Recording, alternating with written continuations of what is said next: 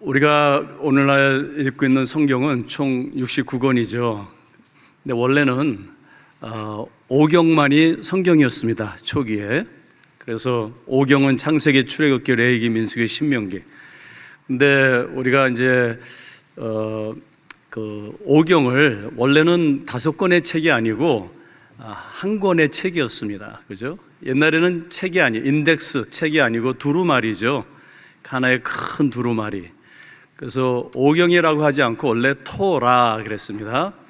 그러니까 토라라는 히브리어는 그 야라라는 히브리어 동사에서 파생된 거예요. 그러니까 야라는 교훈하다. 하나님께서 하나님의 백성들이 어떻게 이 세상을 살아가야 될지 교훈하시는 하나님의 말씀. 그래서 야라에서 동사가 명사화돼 가지고 토라.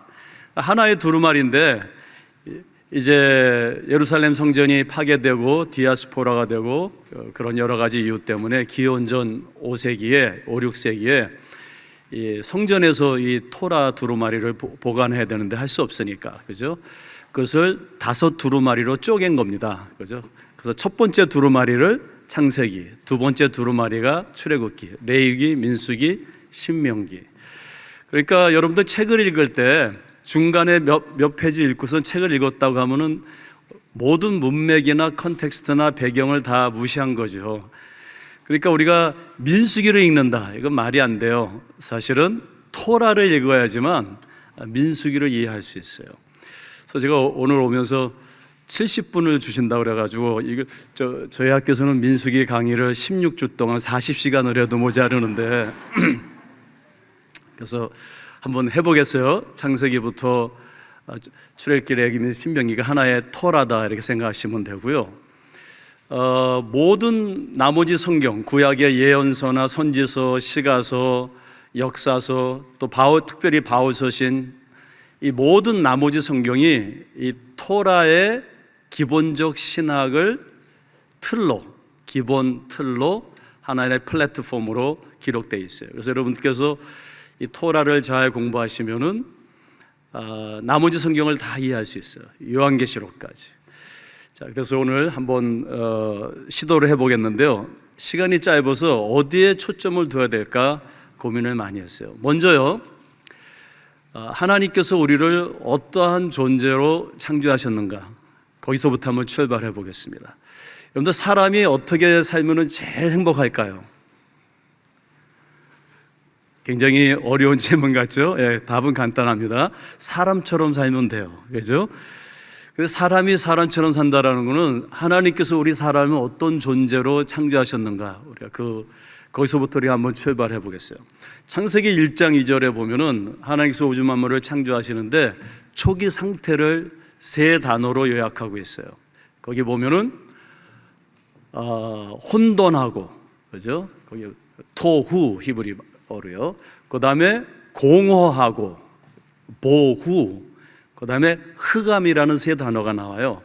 그러니까 혼돈스럽고, 그리고 공허하고, 그리고 어두운 거예요. 그죠?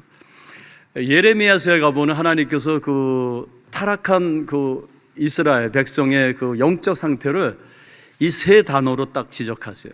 너희들이 혼돈하고 공허하고 그리고 흑암에 있다. 이 3 가지 단어로 요약을 해줘요. 그래서 하나님께서 이제 그것을 어떻게 창조하시냐면요, 먼저 이 흑암의 문제를 해결하시죠. 빛이 있으라. 그래서 그 어두움이 빛으로 꽉 채워집니다. 그 다음에 하나님께서 두 번째는 그 공허함을 여러 가지로 채우세요. 나무도 식물도 동물도 만드시고 달과 별로 채우십니다. 그 다음에 3 번째는 그 무질서, 혼돈스러움을 첫째 날, 둘째 날, 셋째 날 질서를, 또 자연의 법칙을 창조하시고 끝내 안식을 창조하세요. 그죠? 자, 그리고선 거기 사람을 창조하셨잖아요.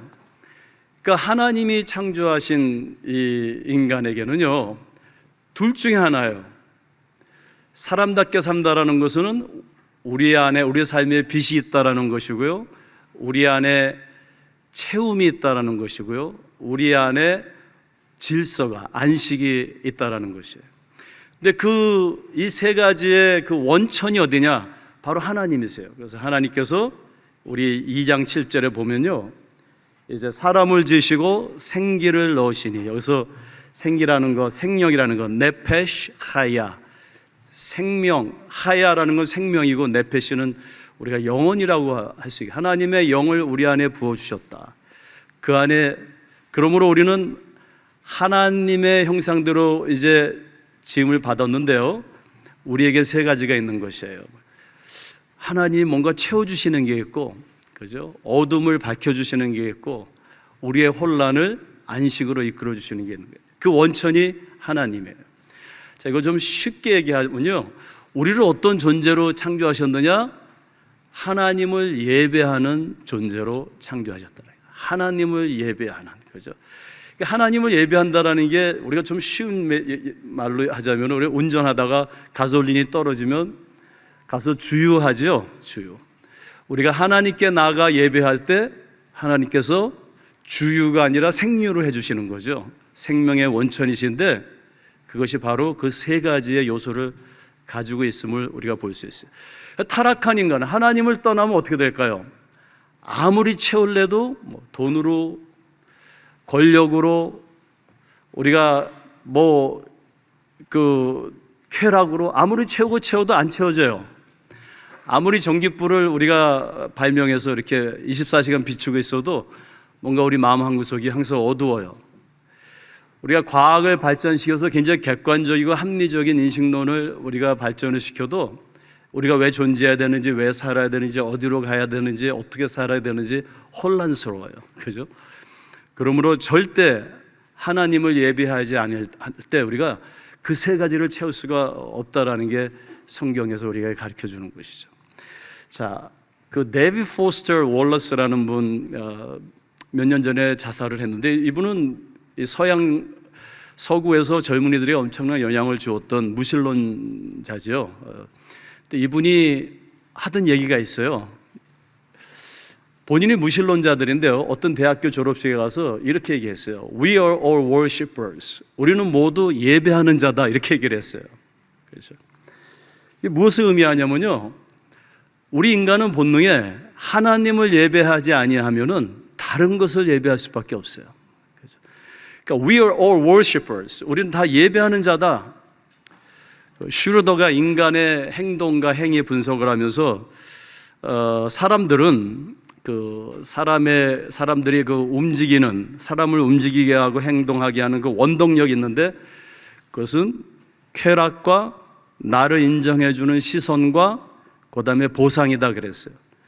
그러니까 우리는 뭔가 하나님을 예배하지 아니할 때 나를 인정해주는 것들, 혹은 쾌락, 혹은 보상을 예배하죠. 근데 그게 안 채워진다라는 것이에요. 왜냐면 그것의 원천은 하나님이시라는 거예요. 자, 그래서 이 성경에 보면은 제가 전에 한번 말씀드렸지만 성공이라는 단어와 실패라는 단어가 없어요. 원문에 찾아보면 정말 없어요. 제가 계속 찾아보고 있는데 없어요. 왜 그럴까요? 저와 여러분들이 생각하는 성공과 실패가 하나님의 시각에서는 본질적인 성공도 아니고 본질적인 실패도 아닌 거예요. 자, 그러면 하나님이 보실 때 무엇이 성공이고 무엇이 실패일까요? 예배하는 것이 성공이에요. 예배하는 삶. 예배하지 못한 것이 실패예요. 그죠? 그러니까 우리가 하나님을 예배하지 않으니까 세상을 예배하다 보면요, 그것이 성경에서는 우상숭배라고 이렇게 이야기하고 심리학에서는 중독이라고 그렇게 얘기하는 거예요. 그러니까 우리가 쾌락에 중독되고요, 돈에 중독되고요, 권력에 중독되고요. 근데 그것은 끝내 생명으로 우리를 이끌지 못합니다. 사람이 사람답게 살 수 있는 방법이 아니에요. 그죠? 성경은 우리에게 인간으로서 또 그리스도인으로서 가장 성공할 수 있는 삶, 그게 예배하는 삶이라는 거예요. 예배하는 삶. 여러분들 지금 오늘 이곳에 와서 이렇게 예배하는 이 모습이요, 여러분들의 삶 속에 가장 행복하고 복된 것임을 믿으시길 바랍니다. 자, 그러면 하나님께서요, 창세기에서 하나님을 예배하는 자로 우리를 창조하셨는데 하나님을 예배하지 않습니다. 네가 그 선악과를 따먹으면은 하나님처럼 될 거야, 이렇게 얘기했어요. 그러니까 본인이 하나님의 자리에 올라가서 예배를 받기를 원하고 또 하나님이 아닌 이 세상을 예배하는 인간으로 타락했어요. 그죠? 하나님께서 어떻게 하십니까? 그래서 하나님께서 은혜를 베푸시고요, 이스라엘 백성을 부르십니다. 자, 하나님께서 이스라엘 백성을 구원하고 부르신 궁극적인 목적이 있어요. 그죠? 한번 우리 다 같이 출애굽기 3장 18절을 읽어볼까요? 시작. 애굽 왕에게 이르기를 히브리 사람의 하나님 여호와께서 우리에게 임하셨은즉 우리가 우리 하나님 여호와께 예배를 드리려 하오니 사흘 길쯤 광야로 가기를 허락하소서. 하나님께서요, 예배할 그 무엇도 없는 광야로, 그죠? 이스라엘을 부르셔서 하나님을 예배하는 것을 가르치기를 원하셨어요. 그죠? 그러니까 하나님께서 이스라엘을 부르신, 구원하신 유일한 목적은, 어떻게 보면 본질적인 목적은요, 저와 여러분들 이 세상에서 부르신 목적은 뭐 선한 일을 하고 뭐 좋은 일, 그런 거는 다 부수적인 거고요. 그건 세상 사람들도 할 수 있어요. 예배하기 위하여. 그죠? 하나님을 예배할 때 우리 삶에 하나님의 영이 들어오고요. 그죠? 영이 임하시고요. 그때 어둠이 물러가고요. 공허함이 채워지고요. 그리고 우리의 혼란이 안식으로 구현되고 성취되는 것을 다시 경험하게 하는 거죠.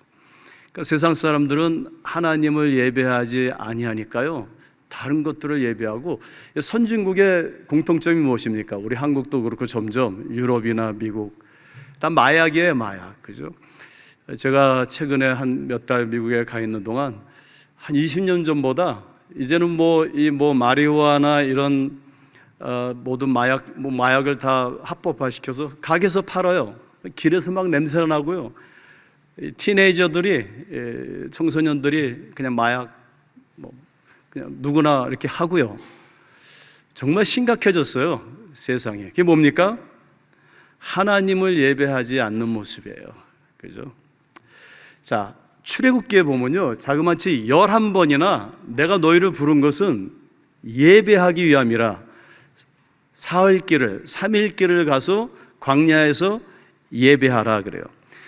그리고 출애굽기 19장에 가보면 출애굽기 19장 1절부터 6절을 우리가 구약의 복음서라고 그래요. 오경을 요약한 아주 가장 중요한 그 요약서죠. 출애굽기 19장 1절부터 6절의 핵심이 뭐냐면, 내가 너희를 불러서 원하는 건 뭐냐면 너희로 하여금 거룩한 백성과 제사장 나라를 삼으려 함이니라 그래요. 거룩한 백성이라는 것은 내가 거룩하니 너희도 거룩하라, 하나님의 형상을 회복시키는 거예요. 제사장 나라라는 게 뭡니까? 제사장이 하는 일은요, 예배하는 일이에요. 여러분들께서 창세기부터 신명기를, 오경을, 토라를 읽어보면은 그 내용에 첫째, 배경의 80%는 광야예요. 광야. 그죠? 우리는 자꾸만 약속의 땅, 가나안 땅 들어가고 싶은데, 원래 오경에는 광야가 배경이지 가나안 땅에 들어가지도 않았어요. 그죠? 광야가 중요한 거예요. 이 세상이에요. 그리고 내용의 80%가 다 제사와 관련된 것이에요. 제사장 나라를 세우시는 거예요. 그러니까 하나님께서 우리를 부르셔서요, 약속의 땅으로 보내시는데, 보내시기 전에 이 광야에서 하나님을 예배하는 것을 배우는 거예요. 그 예배의 삶을 살면서 하나님의 거룩한 백성, 제사장 나라가 되어 그 땅에 들어가서 해야 할 일이 있는데, 그 해야 할 일이 뭐냐면 그 땅 위에 거룩한 백성과 제사장 나라를 세우는 거예요.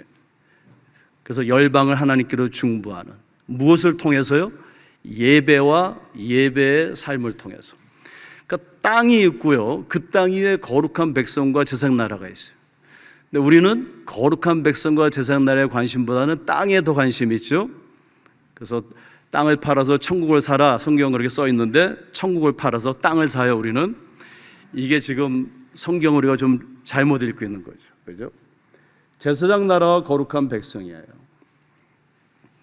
자, 그러면 이스라엘이 민수기에서, 광야에서 무엇에 실패한 걸까요? 여러분들 민수기를 잘 읽어보면요, 율법을 어긴 것들이 별로 없어요. 거의 없어요. 물론 뭐 우상숭배한 게 나중에 이렇게 나오고 그러는데 뭐 윤리 도덕적으로 문제가 있지만요. 우리가 율법을 100이라 그러면 한 10을 어겼을까요? 근데 하나님 그거 다 용서하세요. 근데 이 이스라엘이 광야에 나가서 너희가 사흘 길을 가서 예배드리라고 했는데 민수기 10장에 가면은 사흘 길을 가가지고 그때부터 하나님께 불만, 불평, 예배 보는 모습이 없어요. 그럼 여러분들 이 출애굽기, 레위기, 민수기, 신명기의 내용의 90%가 제사에 관한 것이고 예배에 관한 것인데 예배를 드렸다라는 모습이 없어요. 우리가 그 아모스에 가면은 다 같이 한번 읽어볼까요? 시작. 이스라엘 족속아, 너희가 40년 동안 광야에서 희생과 소제물을 내게 들었느냐? 너희가 40년 동안 예배를 드렸느냐? 이게 굉장히 이 질문의 답이 뭘까요? 안 드렸다라는 거예요. 그럼 저와 여러분들이 우리 교회에 이렇게 예배가 많고 매번 예배 드리는데 하나님이 이렇게 질문하실 수 있어요. 너 정말 예배 드렸어? 이렇게 우리에게 질문하시는 거예요. 그죠? 정말 예배 드렸어? 자, 출애굽기 3장 18절도 그렇고 우리가 조금 전에 봤지만요. 계속 예배에 대해서 이야기를 하고 있어요. 자, 그러면요. 성경은요. 이 예배를 드리는 데 있어서 우리에게 그러면 예배를 회복시켜야 되는데 민수기에는 어떻게 예배가 회복될 수 있는가를 우리에게 이야기하고 있어요. 저는 그 신령과 진정으로 하나님께 예배드리라는 이 말씀을 막 이렇게 정말 제 삶 속에 막 뼈와 살같이 몇 년 전부터 느끼기 시작했어요. 그래서 제 삶을 한번 예배에 집중을 해봤어요. 예배 보기 제일 좋은 시간이 새벽 기도예요. 그죠? 그래서 오늘도 이제 새벽 기도 가서 예배를 드리고 이렇게 왔는데 우리가 이렇게 뭐 새벽 기도 드리는 것도 예배고 다 예배예요. 그죠? 근데 한번 본문에서 우리 성경에서 예배가 어떻게 회복되는 걸 한번 살펴보겠어요. 자, 이사야서 50장에 보면은 5장에 보면은 하나님께서 이스라엘을 6번 호이, 우리 한국 성경에는 그 호이라는 히브리어를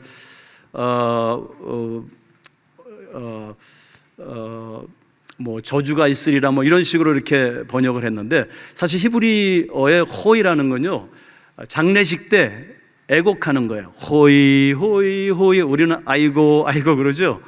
그러니까 하나님께서 이스라엘의 영적 죽음을 애곡하시는 거예요. 마음 아파하시는 거예요. 근데 거기에 핵심 그 6가지의 그 이유가 다 뭐냐면요 땅에 대한 문제예요. 그러니까 우리가 생각하는 성공, 그죠? 물리적인 그 땅, 그게 필요해요. 하나님 그걸 주세요. 그런데 그 땅 위에 예배하는 하나님의 나라를 세운 것이 아니라 땅에 너희들이 관심을 두었구나. 땅에 땅을 더하고 토지에 토지를 더하고 집을 채워서 설 자리가 없게 하고 그런 이야기가 나와요. 그러면서 나중에 이제 7장 10장에 가면 예배 얘기가 다시 나오는 거예요.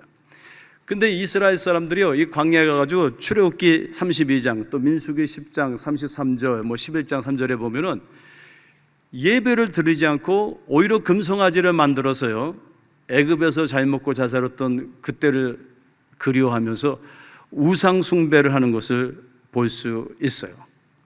자, 그래서 하나님께서 민수기에서 예배를 회복하시는데 3가지를 제시하시고 3가지 방법을 저희들에게 가르쳐 주세요. 첫째는요, 예배를 드리려면은 예배의 대상이 있어야 돼요. 그죠? 예배의 대상. 그러니까 우리 예배의 대상이 무엇일까요? 당연하죠. 그죠? 예배를 받으실 분 누구십니까? 하나님이세요. 자, 그래서 이제 하나님께서 이 에덴 동산에서 타락한 아담과 하와가 쫓겨나죠. 그럼에도 불구하고 하나님께서요, 이제 아담과 하와를 찾으세요. 그리고 찾아오세요. 그러니까 이 예배를 드리려면 먼저 하나님께서 우리 가운데 거하셔야 돼요. 그죠? 하나님의 임재가 있어야 돼요.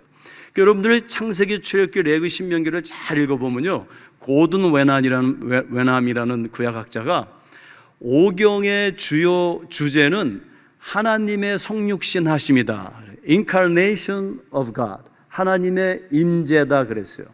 하나님께서 매체 어디에 임하십니까? 시내산 위에 이렇게 임하세요. 그죠? 그 다음에는요, 점점 가까이 오십니다. 시내산에 계시다가 성막으로 임하세요. 그 다음에 나중에 이 레위기나 민수기에 보면 아론 제사장직 위임식을 할 때 백성 가운데 그 영이 임하세요. 임하실 때마다 그 시내산, 성막, 백성 임하실 때마다 그 하나님의 임재를 어떻게 묘사하고 있냐면 하나님의 영광이 임했더라 그래요. 자, 구약에는 하나님과 관련된 세 단어가 있어요. 하나는 거룩이에요. 거룩은 코데시, 하나님의 속성을 의미해요. 하나님은 어떤 분이신가? 거룩이다. 거룩이라는 단어 안에 여러 가지 의미들이 함축되어 있어요. 하나님은 사랑이시다, 오래 참으신다, 인자하신다, 은혜로우시다. 그 모든 단어를 합치면 거룩이에요. 두 번째는요, 하나님의 임재를 묘사하는 단어가 있어요. 하나님의 임재. 그게 바로 카보드예요. 카보드. 근데 이 카보드라는 단어는 그대로 번역을 하면, 직역을 하면 뚱뚱하다, 꽉 찼다, fullness, 꽉 찼다는 의미예요. 그러니까 시내산에 하나님이 임재하심은 하나님의 꽉 차심. 그죠? 꽉 차심. 그러니까 우리가 이 카보드를 우리 한국말로 영광이라고 번역을 했어요. glory. 그죠? 그러니까 하나님의 거룩은 하나님의 속성. 두 번째, 하나님의 임재는 glory, 영광. 그러니까 우리가 하나님께 영광 돌린다 이런 말은 우리가 뭐 좋은 일을 해서 하나님께 좀 잘했다는 말이 아니고요. 그건 잘못된 말이고, 하나님께 영광을 돌린다는 건 하나님의 임재가 꽉 차서 나는 없다라는 거예요. 하나님 외에는 아무것도 없다라는 거예요. 그죠? 오직 하나님만이 우리의 예배의 대상이고 우리가 경배할 대상이라는 거예요. 그죠? 그래서 카보드라는 말이 나와요. 그 다음에 하나님의 영광이 꽉 차서 나타나는 현상이 있는데 그것이 세 번째는 헤세드라고 그래요. 우리 히브리어로 헤세드. 헤세드는 우리가 제일 가까운 번역은 우리가 문맥에 따라서 여러 가지로 설명할 수 있겠지만 사랑이라고 얘기할 수 있어요. 그러니까 하나님의 거룩과 하나님의 영광과 하나님의 사랑이에요. 자, 그러면 하나님께서 임재하셔야 되고요, 하나님의 영광이 나타나야 되고요. 그러면 하나님의 영광이 우리에게 어떻게 구현되고 실현되느냐? 사랑의 행위로 나타난다라는 것이죠. 자, 그러면요, 하나님께서 시내산에 임하시고 성막에 임하시고 백성 가운데 임하세요. 이사야서를 보면은 거기서도 성전에 하나님의 그 임재를 이사야가 보게 되는데 그 현상을 하나님의 영광이다, 똑같은 단어를 써요. 카보드 아도나이. 나중에요, 말씀이 육신이 되어 우리 가운데 거하시니 하나님께서 인간의 몸을 입고 우리에게 임재하시는데요, 그 모습을 보니까 아버지의 영광이더라. 근데 거기에 히브리어로 보면 똑같은 단어예요. 카보드 아도나이, 주님의 영광. 자, 그러니까 하나님께서 시내산에 임하시고 성막에 임하시고 백성에 임하시고 성전에 임하시고 그다음에 우리 가운데 임하시고 더 나아가서 내가 성령의 전인 줄을 알지 못하느냐, 우리 가운데 거하시는 거예요. 자, 그러면 첫 번째 조건은 뭐냐면요, 하나님의 영광이 임해야 돼요. 그죠? 우리가 사람이 사람답게 사는 것, 또 진정한 예배.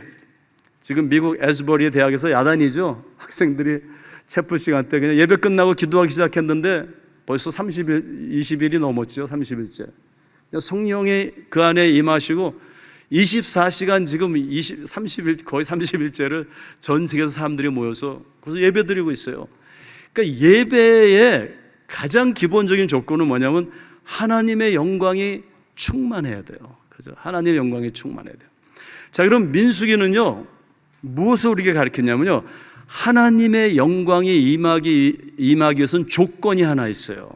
그 조건이 뭐냐면은 하나님은 거룩하신 분이시기 때문에 부정한 곳에 임할 수가 없어요. 하나님은 정결한 곳에만 임하실 수 있어요. 그래서 민수기의 5장에 우리가 이제 오늘 공부할 거지만요, 내가 진영을 너희들이 더럽히지 말라. 하나님의 진영이에요. 내가 그 진영 가운데 거하느니라. 그래서 이 레위기, 민수기, 신명기를 보면 계속 정결 부정, 정결 부정, 정결 부정, 정화 뭐 이런 이야기예요. 레위기에는 거룩이라는 단어와 관련된 단어가 16장인데 매 장마다 한 10번 넘게 반복돼요. 그러니까 하나님께서 우리에게 원하시는 건 첫 번째도 정결, 두 번째도 정결, 세 번째도 정결이에요. 너희는 거룩한 백성과 제사장 나라가 되어라. 그죠? 자, 그러면 정결, 정결, 정결이에요. 오늘날 우리 한국교회가 사실 저는 교회가 이렇게 세상이 얘기하는 것처럼 이렇게 많은 잘못을 한다고 보지 않아요. 그죠? 정말 우리 한국 사회에 교회가 선한 일을 많이 하고 있고 감당하고 있어요. 그런데도 우리가 욕을 먹는 이유가 뭘까? 저는 그 선한 일보다는요, 거룩하지 않아서라고 봐요. 이 교회의 첫 번째, 두 번째, 세 번째 모든 그 하나님이 원하시는 첫 번째, 두 번째, 세 번째도 거룩이에요. 하나님은 우리가 금그릇이냐, 은그릇이냐, 뭐 나무 그릇이냐 거기에 관심 없으세요. 하나님께서 우리를 나무 그릇으로 만드실 수도 있고 금그릇으로 만드세요. 하나님이 원하시는 건요, 깨끗한 그릇이에요. 정결한 그릇이에요. 자, 그런데 그 정결한 그릇이, 그죠? 또 정결이 우리의 노력으로 되나요? 될 수가 없어요. 그래서 이 민수기에서는 그 정결법을 가르쳐 주신 거예요. 그죠? 그래서 속죄제를 드리고 뭐 레위기에 보면 6가지 제사가 있고 또 10가지 제사가 있고 그런 제사를 통해서 하나님께서 정결한 곳에 임하시는데 또한 정결하게 할 수 있는 방법을 우리가 가르쳐 주시는 거예요. 그리고 우리가 이제 민수기에서 한번 살펴볼까요? 뭐 결론적으로 얘기하자면요, 예수 그리스도의 보혈의 피로 정결하지 않고서는 그곳에 거룩하신 하나님이 임재하실 수 없어요. 그죠? 우리의 힘으로 아무리 정결해지려고 해도 안 돼요. 우리의 힘으로 아무리 노력해도 안 돼요. 그죠? 그래서 우리가 예배 드릴 때 하나님의 임재가 있어야 되는데 누구의 이름으로 나가야 될까요? 예수 그리스도의 이름으로 나가는 겁니다. 예수를 믿고, 그죠? 그 이름을 믿고 그 보혈로 나가는 거예요. 여러분들 그 성경에 보면은 특별히 시편 뭐 39편 또 109편 뭐 88편 이런 데 보면은 그 내용이요, 굉장히 험악해요. 뭐 하나님을 막 부정하고요, 어떻게 보면 신성모독을 하고요. 하나님, 당신이 나를 평생 고생만 시켰죠. 오늘부터 내 친구는 영원히 어두움입니다. 이러고 끝나요. 또 109편 같은 데 보면은 막 항의를 하죠. 그러면서 내 원수를 망하게 해주셔서 3대까지 망하게 해주시고 자식들은 빌어먹고 구걸하게 해주시고.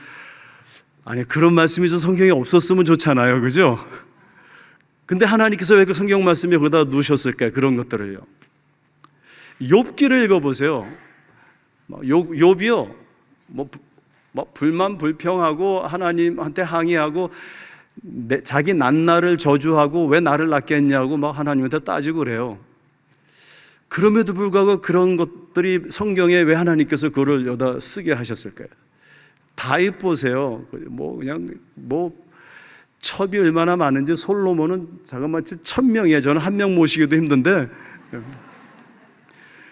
왜 좀 고상한 것들만 여기다 기록하지 그런 것을 다 이렇게 했을까요? 그럼에도 불구하고 하나님께서 뭐 다윗이 뭐 의롭다, 아브라함이 의롭다, 욥이 하나님을 영화롭게 했다, 그런 시편 기자들이 하나님이 축복하시, 이런 말이 있어요. 왜 그럴까요? 두 가지예요. 두 가지. 첫째는요, 하나님은 우리를 너무 잘 아세요. 너무 잘 아세요. 우리는 실패하는 존재라는 것. 그죠? 근데요, 중요한 게 있어요. 이 모든 말이요, 어디서 나오냐면, 어느 환경에서 나오면요, 기도와 예배 가운데 나온 말씀이에요. 기도와 예배 가운데. 이게 하나님의 은혜예요. 그러니까 우리가요, 하나님께 불평해도 교회에 나와서 불평하세요. 예배 드리면서 불평하세요. 우리가 살다가 어렵고 힘들고 지치고 또 우리 생각에 실패하고 또 우리가 하나님을 저주하고 막 이럴 때도 있어요. 그래도 그냥 교회 나와서 예배해 보세요. 예배 드리세요. 기도하세요. 말씀 보세요. 하나님 우리를 이해하시고 우리를 받아주시고 예수 그리스도의 이름으로 나올 때 하나님은 임재하시는 거예요. 그래서 기독교는 가장 기독교의 본질이 은혜예요. 이 은혜가 우리에게 있는 것이에요. 결론적으로 첫 번째는요, 하나님의 임재가 있어야 됩니다. 근데 그 임재는 정결한 곳에만 있을 수 있어요. 그 정결함은 그리스도의 보혈에 피하여. 그러므로 욥이 그렇게 항의를 했어도요, 그가 기도 가운데 항의를 한 거예요. 예배 가운데 항의를 했어요. 그죠? 그리고 우리가 그리스도의 보혈의 피로 나갈 수 있는 것이에요. 자, 두 번째는요, 하나님께서 민수기에 보면은 예배를 회복하기 위해서 하신 일은 예배를 중보할 수 있는 자들을 세우세요. 그죠? 예배를 중보할 수 있는 자들. 민수기를 보면은 9세대가 광야에서 하나님께 예배드리는 것에 완전히 실패해요. 그죠? 자, 그런데 창세기부터 이 복음서 전체를 보면요, 아주 중요한 세 인물이 있어요. 첫째는 모세, 엘리야, 그리고 예수님이에요. 그죠? 모세, 엘리야, 예수님.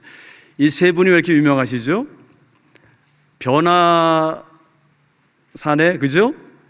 예수님과 두 명이 누구였죠? 모세와 엘리야가 변화산상에 나타나죠. 그죠?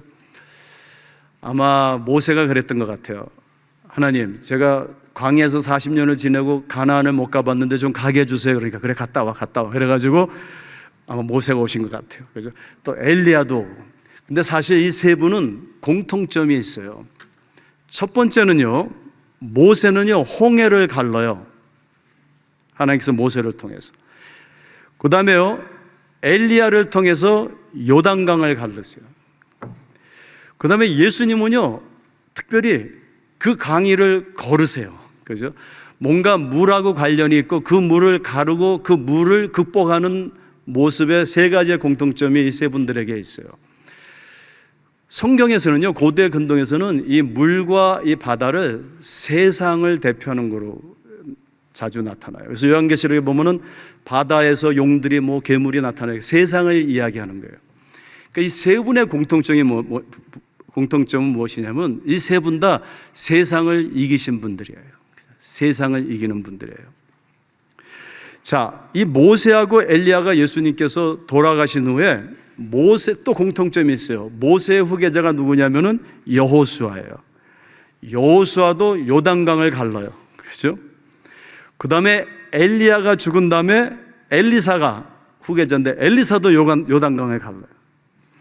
그 다음에 이 예수님의 제자들은 이 세상을 향해서 나가는 모습을 볼 수 있어요. 그래서 하나님께서 모세가 죽은 후에 이제 또 여호사를 세우시고 엘리야가 죽은 후에 엘리사를 세우시고 예수님이 돌아가신 후에 이제 제자들을 세우세요. 사람들을 세워서 예배를 중보하게 하세요. 그죠? 사람들을 세워서.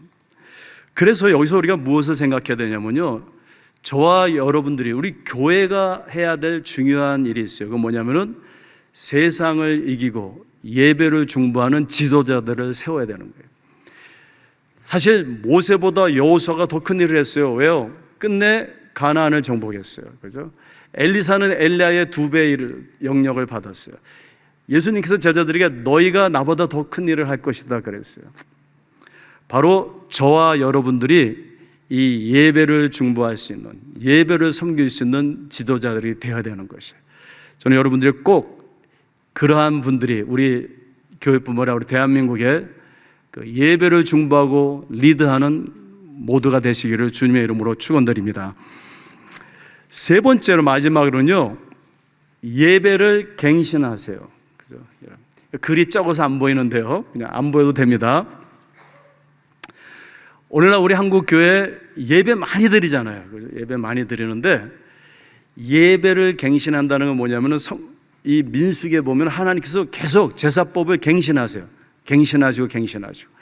이 renewal, 언약도 갱신하시고. 갱신한다는 말은 본질을 바꾼다라는 게 아니고요, 이 본질을 더 강화시키기 위해서 새로운 시공간에서, 새로운 세계관 속에서, 새로운 문화 속에서, 새로운 시대에 그 예배의 본질을, 제2의 본질을 더 강화시키기 위해서요, 이제 어떻게 형태도 좀 바꾸고 그 다음에 어느 때는 그 방법론이나 이런 것들을 바꾸는 거예요. 그러니까 민수기에 보면요, 출애굽기에서 하나님께서 제사를 이렇게 드려라.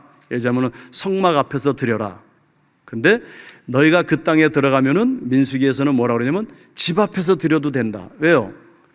이제 가나안에 가면은 예루살렘이 있고 굉장히 거리가 머니까 힘들고 아픈 분들은 예루살렘까지 올 수 없잖아요. 그러니까 성전에서 안 드려도 화목제 같은 거는 자기 집 안에서 드려도 된다. 이게 뭐예요? 갱신이에요. 갱신. 그러니까 이 예배의 갱신이 있는데 우리가 오늘날 이런 형태적인 양식적인 갱신을 많이 한 것 같아요, 교회가.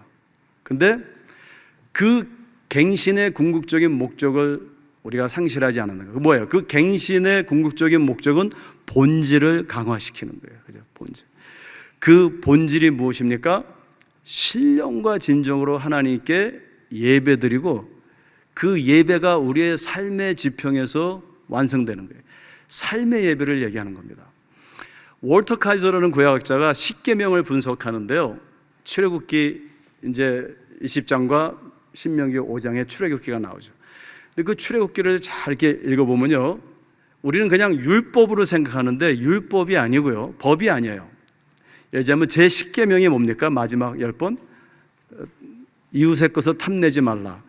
여러분들 법정에 가서 당신 마음에 이웃의 것을 탐했으니까 불법입니다, 이런 얘기 들어보셨어요? 이 십계명은 법이 아니고요, 예배의 삶이 어떠한가를 우리에게 보여주는 것이다 그랬어요.